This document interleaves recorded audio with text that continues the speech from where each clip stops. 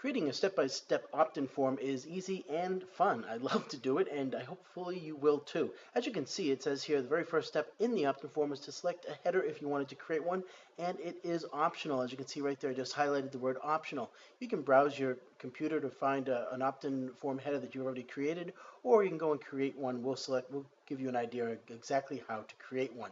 As you can see here, it says how-to video. That video will be available shortly, and you should be able to use it actually as soon as you sign up. I'm not going to use an opt-in form header at this time, so I'm just going to simply hit next to save us a little bit of time. The next one says what's the width of your header. We don't have one, so we can click next. The next one is the footer. The footer should be the same width. We're not going to do a footer either in this instance. And we're going to skip this section as well. But as you can see, we provide detailed step-by-step on exactly what you want to do. Here's a section that's important. What is the width in pixels or percent of the website? Many people have a website that might be 800, might be 100% width page. And if that's the case, you might want to select this to percent so that the percent of the opt-in form is always the same in ratio to the percent of the width of the page. So maybe you might want to have it 25% of the width of the page. We're going to keep it for pixels, which is going to be the standard, by the way. And click on next. The next one is we're going to select the background color of the opt-in form. We have many different choices. We can put in codes. We can put in an actual color, type in a color. And I'm actually going to type in the word yellow here, just so you can see what it looks like. Next, it says the border and around the opt-in form box in pixels. You can use 2 or 4. I'm going to use, or anything greater than that if you want. I'm going to just put in 2 for now, because I am going to put a border around this. The next one says, what type of border do you want to have? Well, we have a solid, dashed, dotted, double, groove, ridge, inset, outset. I'm just going to go with dashed for now, just so you can see what it looks like. And the color of the border around there, we're going to type in red, just so you can really get an idea of what this is going to look like. Padding. Now the padding is very detailed here, and we may change that by the time you get to see this video. But you'll see the padding is really the difference between the letter N and that black line that goes here that separates. That's probably a padding of 2 or something. And there's also a padding above and below and to the right. So we're going to go and we're going to click on 2. And we're just going to put 2 on every section here. So we're going to have a padding on the top, bottom, right, and left. And we're all going to make it the same, and we're going to make it 2. The text that you want to have above the opt-in form, this is the one where you want to really encourage the person to opt in.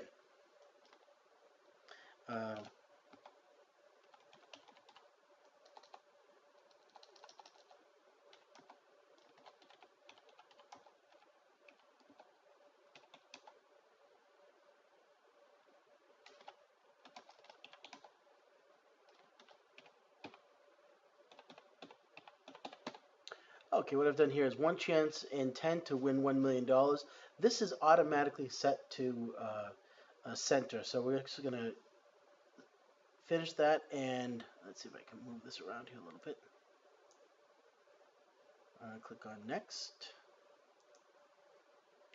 and it now says the font family. I really like Verdana, and as you can see, it's spelled wrong here. That will be fixed as well. So I'm going to click on next. And the font size, let's go with 32 as the font size for that.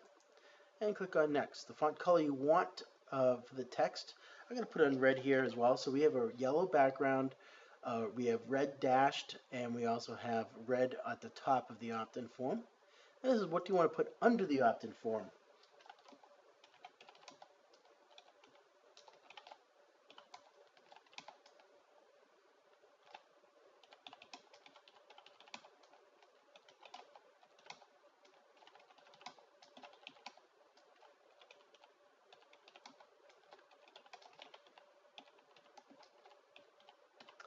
Okay, basically we hate spam, we will never spam or share this content with anyone else. And I'm going to click on next. And what's the font?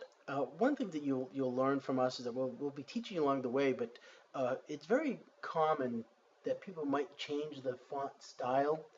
And it's always a good idea never to change your font style. If you've decided to use a certain font, you should stick with that font. You might be able to change the size of the fonts in different areas, but you should always stick with the same font. And here's the reason why. Once people get to see that page and they see the page and they understand how that page works, it's much easier for them to read if it's always the same font. So we're going to keep it at Verdana, and I'm going to change this to, let's see, I'm going to make this a size 12 font. Actually, a 10 is better. A 10 font for that at the bottom. What color do you want? I'm going to make it black. And again, as you can see, you can use all different codes if you want. Okay, here's something that's really cool that we have, different features. You can actually use custom form codes that we can create, and we'll get into that in a different email. But you also have the regular paste HTML codes. So I'm going to click this just to show you what you have. Now, you'll not be able to see everything in here, but you can just copy these different codes where you want to only have the email in here, email and name, but the name is not required. Name and email required, just copy this form. Then there's the email, name, and mobile required. Then there's the email, name, mobile not required. And then there's also, where you can't see it now, the option of only mobile. I'm just going to click on X here because I'm not going to use that because I want to show you another feature that we have. This one is not implemented on this demo, so I can't show it to you, but we have the ability to provide custom codes. So if you want to, if you're a shoe store and you want to be able to add in a name, email address, and shoe size, you can certainly do that with our custom form codes. In this case, we can also do this as well. You can highly integrate with Facebook. So I could actually just click here where it says register now. And by doing that, any of these individual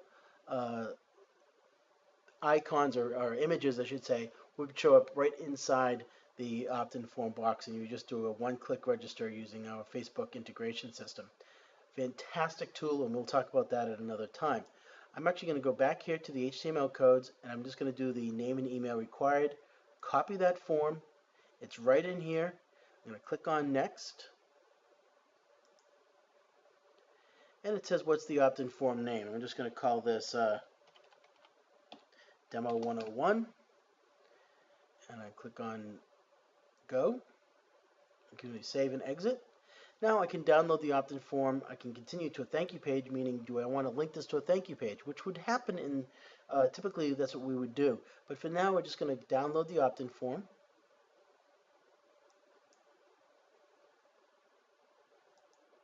Okay, so what I've done is I've just downloaded the opt-in form, and I'm going to load up the opt-in form, and hopefully, I'm going to squish this down here so you can see it.